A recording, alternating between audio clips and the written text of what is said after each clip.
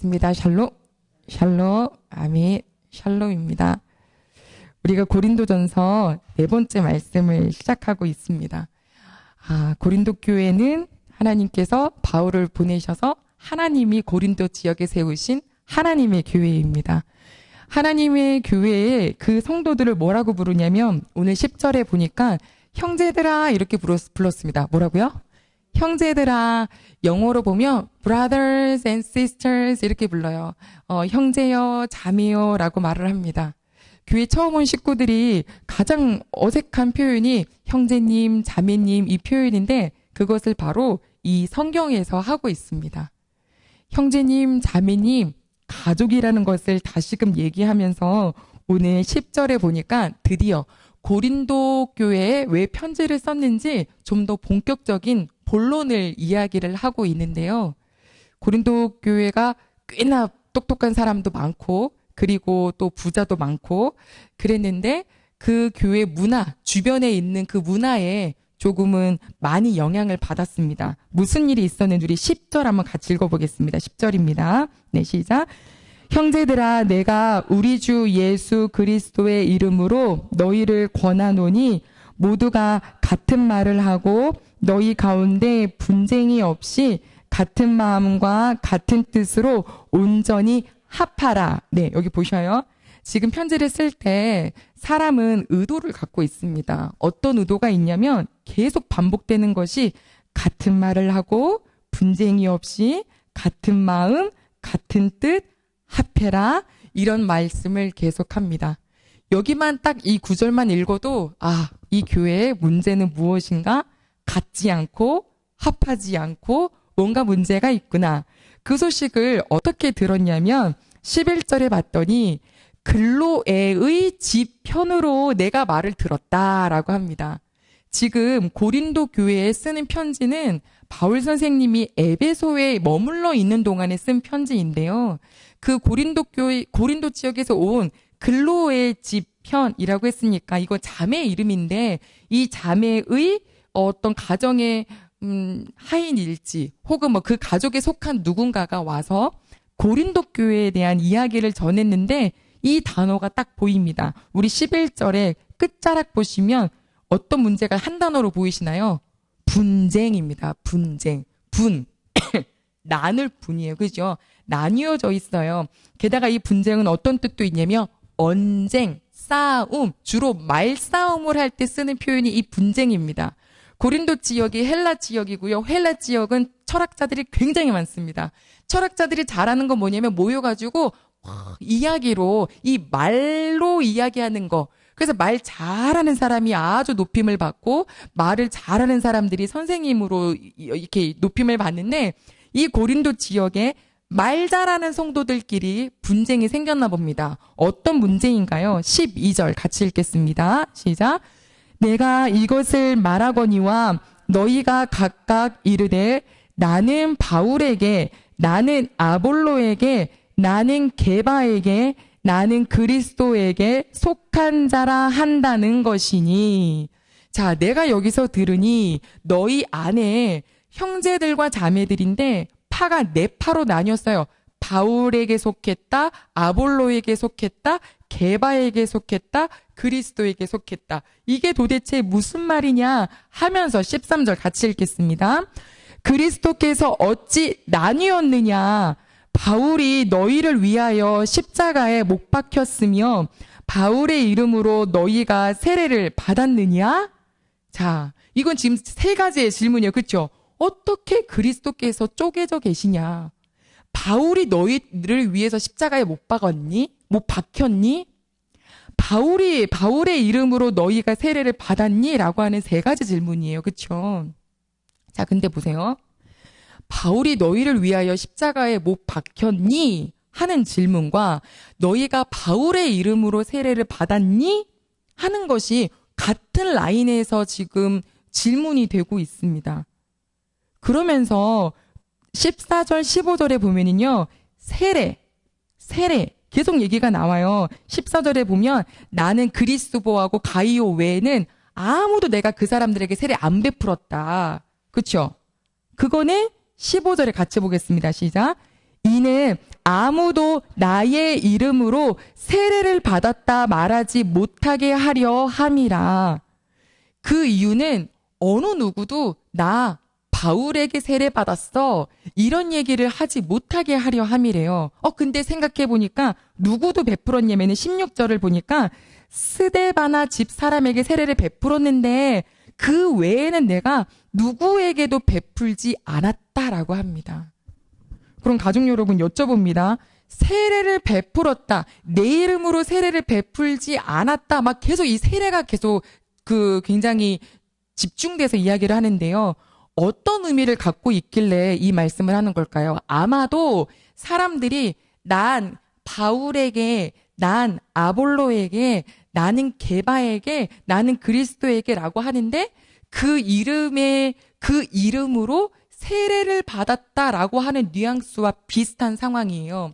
그러면 세례를 받았다가 무슨 뜻인지 사도행전 한 번만 가겠습니다. 사도행전 2장 38절입니다. 오늘은 몇 군데 말씀을 찾을게요. 사도행전 2장입니다. 38절.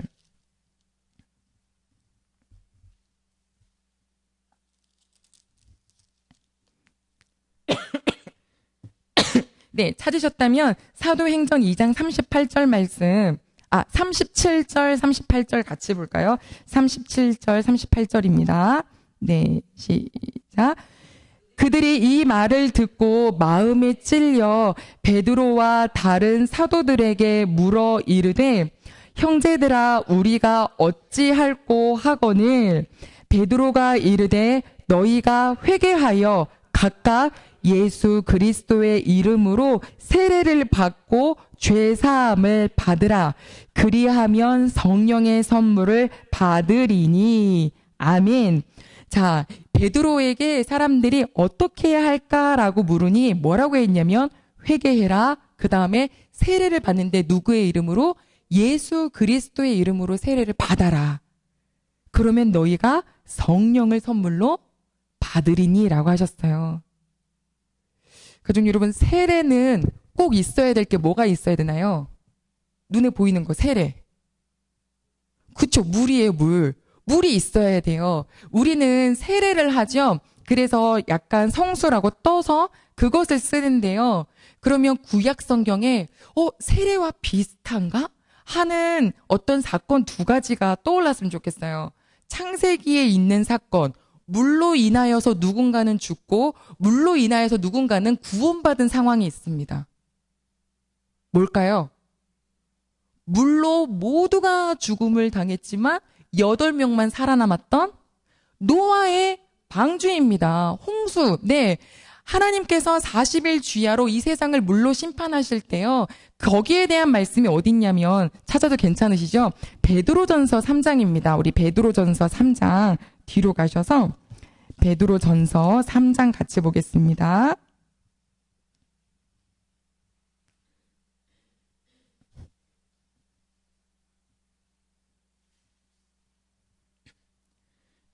제가 가진 성경은 380쪽에 있습니다. 자, 베드로전서 3장 20절과 21절 말씀 두 구절 같이 보겠습니다. 381쪽 신약 성경입니다. 같이 읽겠습니다. 그들은 전에 노아의 날 방주를 준비할 동안 하나님이 오래 참고 기다리실 때에 복종하지 아니하던 자들이라. 방주에서 물로 말미암아 구원을 얻은 자가 몇 명뿐이니 겨우 8명이라. 물은 예수 그리스도께서 부활하심으로 말미암아 이제 너희를 구원하는 표니 곧 세례라. 여기까지입니다. 자, 보셔요. 무슨 얘기를 했냐면 베드로가 노아의 날 방주를 놓고 얘기를 했습니다. 그러면서 하나님이 오래 참고 기다리셨대요. 뭐 하기를? 방주에 들어오기를. 그러나 그곳에 물로 말미암아 구원을 얻은 자가 겨우 8명이었다. 그런데 그 물은 무엇의 표냐면 너희를 구원하는 표니 예수 그리스도께서 부활하심으로 말미암아 주시는 그 구원의 표, 곧 세례라라고 했어요. 즉 무슨 뜻이냐면 나는 예수 그리스도께서 나를 위하여서 이 땅에 오셔서 나의 모든 죄를 지시고 십자가에 달려 돌아가심을 믿습니다 하는 고백이요. 나는 예수 그리스도의 이름으로 세례를 받았습니다 하는 고백과 같은 뜻이에요. 우리가 세례를 받을 때 어떻게 받으셨나요? 기억나세요? 그 세례를 받을 때 몇 개월 되셨어요? 혹시 이렇게 해서 받을 수도 있어요. 예전에는. 뭐 1년은 적어도 됐으면 네, 뭐 누구든지.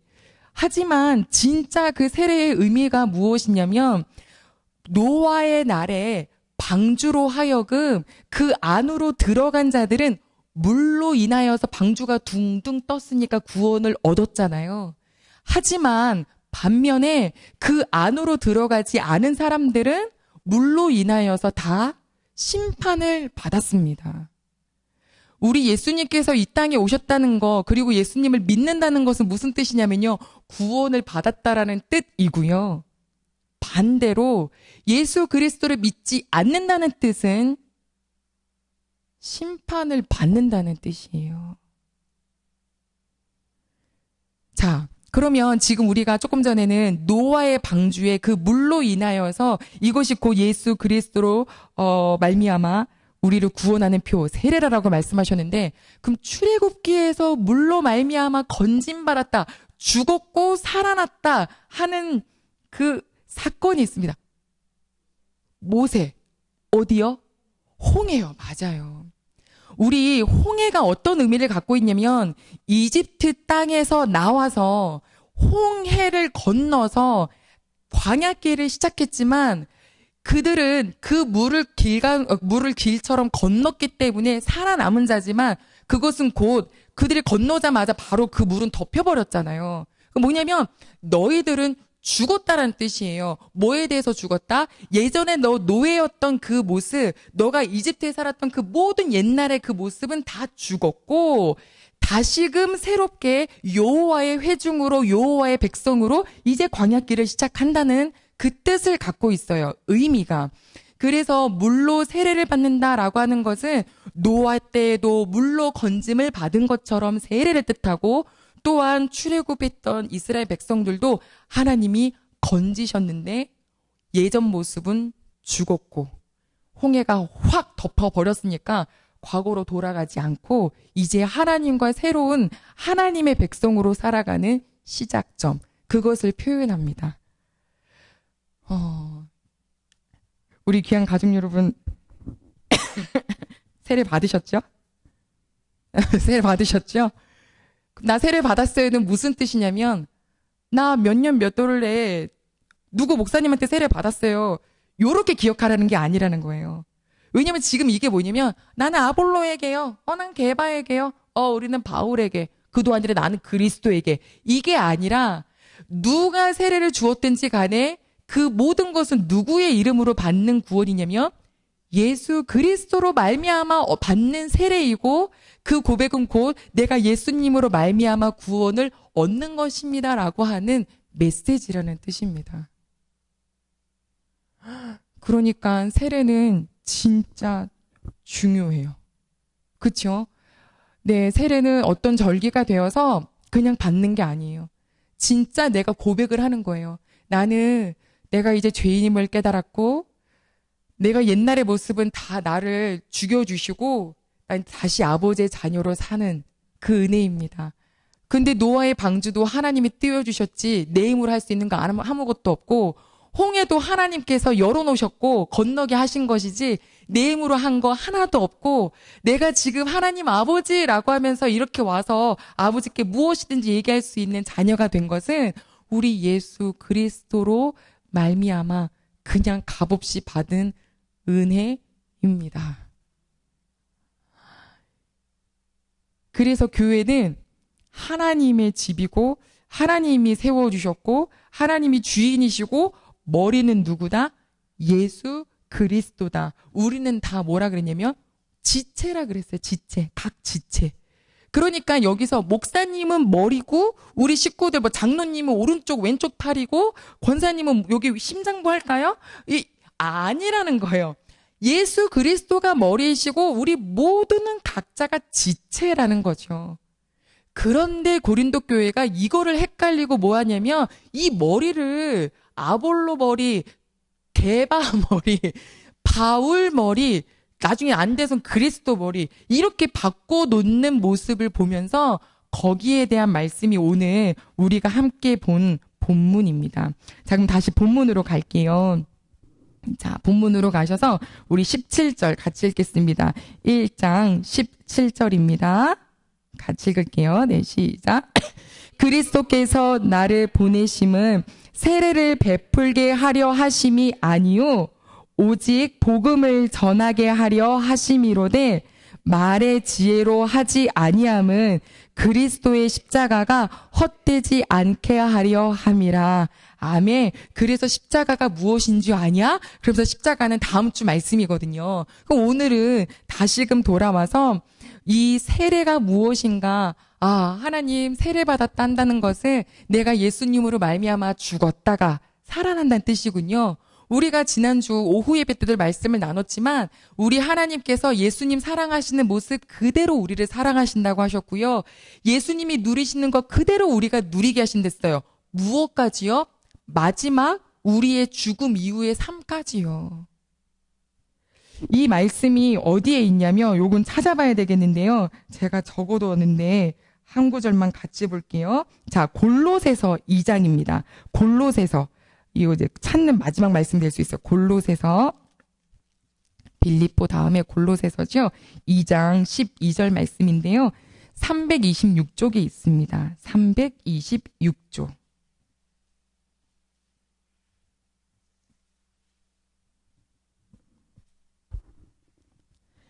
자, 골로새서 2장 12절 말씀 같이 읽겠습니다. 2장 12절입니다. 시작.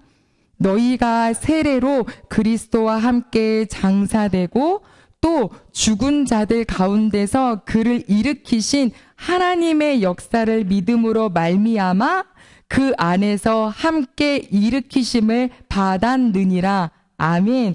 이거 보셔요. 너희가 세례로 그리스도와 함께 죽었고 하지만 우리 하나님께서 그리스도를 부활시키신 것처럼 너희도 마지막에 함께 일으키심을 받는다. 부활체가 된다 하는 그 천국에 대한 메시지까지 같이 주셨어요. 저희는 이제 앞으로 막 이 소망과 꿈은 무엇이냐면 하나님 우리들이 정말 왜 세례식이 진짜 행복하고 너무너무 중요한 고백인지 예수 그리스도의 이름으로 받는 모든 그 세례받는 식구들에 대한 중보가 저희들 가운데 다시 살아나기를 바라고 누구한테 받았니는 전혀 상관없음을 예수 그리스도의 이름으로 우리가 구원을 받은 거잖아요. 예수 그리스도의 이름으로 세례를 받았다는 것이 똑같은 의미라고 했으니 부디 눈에 보이는 누군가에게 너무 기대지 않으시기를 바랍니다. 교회가 크든 작든 리더자들이 많아요. 그러면 그 리더자들을 좋아하고 리더자에게 되게 맞는 코드가 맞는 분들이 계세요. 아볼로는 말 되게 잘했다 그랬죠. 지난주 나눴던 것처럼 바울은요 말 진짜 못해요. 고린도 후서에 나오잖아요. 분명히 전이가 편지 쓴 거 보면은 끝내주는데 만나갖고 얘기해보면 말도 제대로 못하고 설교도 제대로 못하고 이런단 말이에요. 그러니까 저 사람이 진짜 맞나? 사도 맞나? 막 이런 얘기도 했어요. 반면에 아볼론 굉장히 똑똑해요. 아주 언변이 최고예요. 그러니까 이 고린도교 식구들 보기에는 그가 참 근사하죠. 우리 안 그러세요? 이제 우리야 이제 그 설교를 많이 나누지 않지만 대형 교회는 담임 목사님께서 꼭 그 말씀 하시던데요. 뭐 이번 주 수요일이나 금요일은 어떤 목사님이 하시고 뭐 이번 주부터 내가 어느 정도 어디를 가서 집회를 하기 때문에 어떤 목사님이 오시는데 여러분 이렇게 주보 보고 이번 주에는 누구 목사님이네 하면서 온다 안 온다 이런 거 결정하지 마시고 막 이런 얘기 하시더라고요. 우리 교회는 그런 게 없는데 그럴 수 있겠구나. 게다가 요즘엔요 너무 전파가 너무너무 활성화돼가지고 앉은 자리에서 100여 분의 목사님 얘기도 아무 때나 들으실 수 있어요. 내가 원하는 목사님 다 갖다가 뷔페 있는 것처럼 먹을 수 있어요. 그런데 좋은 말씀, 하나님의 말씀 듣는 건 좋지만 내 마음속에 확실히 서 있어야 되는 건 뭐냐면 나는 예수 그리스도로 말미암아 구원받은 자고 나는 예수 그리스도로 말미암아 세례를 받은 자고 바울도 얘기하는 게 뭐예요? 내가 온 것은 하나님께서 나를 보낸 것은 나로 하여금 너희에게 세례를 베풀라고 보낸 것이 아니라 하나님을 가르치라고 보낸 거다. 그러니 누구를 통해서든지 하나님을 배울 수 있어야 해요. 이단이 아닌 이상, 목사님이 진짜 잘못된 목사님이 아닌 이상 모든 목사님들은 하나님을 전하려고 하실 거예요. 그러면 누가 앞에 서 있든지 간에 하나님 나는 오늘의 이 예배 속에서 하나님을 배우게 도와주세요. 하나님을 알고 알아도 끝까지 다 알 수 없는 그 크신 분이신데 하나님을 오늘도 만나게 도와주시고 하나님을 알아가게 도와주세요. 이게 말씀을 듣는 성도의 자세이어야 하고요. 말씀을 전하는 자는 어디 한번 내가 생각했던 대로 기은정의 철학과 나의 어떤 관념과 이런 것들을 한번 근사하게 우리 식구들에게 가르쳐보자. 이러면은 큰일 나는 거예요. 이 제단에서는 하나님, 예수님, 성령님만 드러나게 하옵소서 이 기도를 하고 서야 되는 게 설교자인 거죠. 그럴 때 우리 하나님이 얼마나 역사하시겠어요. 너희가 나를 알고 싶니? 너가 나를 그렇게 간절히 찾니? 그래, 내가 만나주고 내가 너를 알게 해주고 그러면 이 좋으신 하나님을 더 알게 되면 얼마나 행복해요. 알면 알수록 더 좋은 분이 우리 하나님 아버지신데요. 이거를 이 고린도 교회 식구들이 진짜 배우고 집중하고 막 에너지를 써야 되는 그 하나님을 알고자 하는 것에는 뒷전으로 하고 팔을 나눈다니까요. 이런 걸 힘을 쓰고 있으니 그게 가장 1번으로 지금 쓴 걸 보니까 가장 큰 문제였다는 거예요. 그럼 왜 파가 나뉠까요? 이유는 하나밖에 생각이 안 나요. 내가 옳다예요. 내가 생각했을 때는 아볼로가 참된 리더자여서 아볼로가 오라라고 하면서 내 말이 옳다라고 이렇게 나를 세웠기 때문에 싸움이 되는 거예요. 분쟁이 언제 멈춰요? 누군가가 입을 한번 꾹 하고 참고 넘기면 그땐 싸움이 안 돼요. 오늘도 잘 성장하고 있었던 한 여배우에 대한 과거 소식이 빵 하고 터졌어요. 요즘에 이건 정말 옛날엔 학폭이었다, 뭐였다, 막 이런 거 나오잖아요. 이제는 뭐 너무 전파 시대라서 과거가 다 올라왔어요. 근데 그거 할 때 뭐 하는지 아세요? 대부분의 그런 싸움은 내가 얘 과거를 알고 내가 얘 때문에 얼마나 괴로웠는지 아세요? 그랬는데 그거를 만약에 하나님 내가 그 과거에 진짜 얘 때문에 너무 힘들었는데 그래서 TV를 볼 때마다 얘가 나오는 게 너무너무 화가 나지만 하나님, 내가 하나님 안에 만나고 보니 그때 쟤나 또 저도 모양만 다를 뿐이지 누구에게 상처를 줬을지 모르고 아유 하나님 예쁘게 잘 살게 해주세요. 만약 이렇게라도 용서하는 마음이 가졌다면 그런 걸 제보하거나 하진 않았겠죠.